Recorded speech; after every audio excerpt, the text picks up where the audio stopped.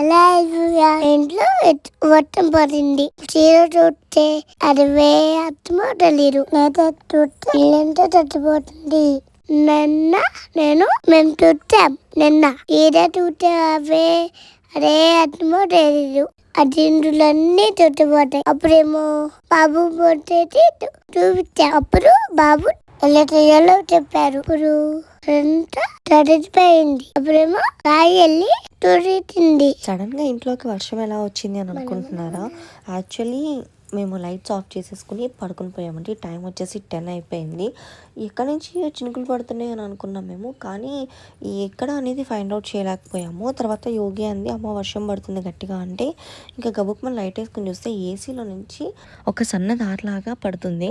అది అడ్డు పెట్టడానికి కూడా లేదండి, ఏసీ ఆన్లో ఉంది. ఏమైపోతుందో తెలీదు, భయం వేసింది ఫస్ట్. తర్వాత మళ్ళీ కొంచెంసేపు ఆలోచించుకున్నాక ఫస్ట్ ఏసీకి స్విచ్ ఆఫ్ చేసేసాను.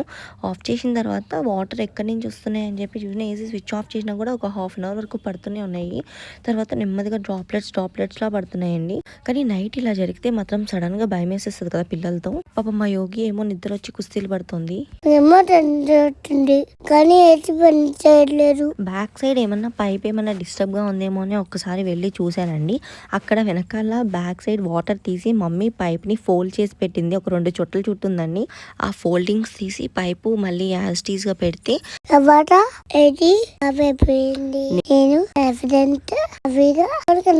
మళ్ళీ లోపలికి వచ్చి ఏసీ ఆన్ చేసి ఒక 15 మినిట్స్ అయిన తర్వాత మళ్ళీ పడుతున్నాయో లేదో చెక్ చేసుకున్నాక అప్పుడు కొంచెం ప్రశాంతంగా నిద్ర పట్టిందండి నాకైతే మాత్రం. ఏసీ ప్రాబ్లం క్లియర్ అయిపోయింది. ఫైనలీ మేమందరం హ్యాపీగా పడుకున్నాం. అనుకుంటున్నారా?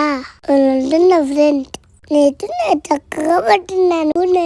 బాయ్.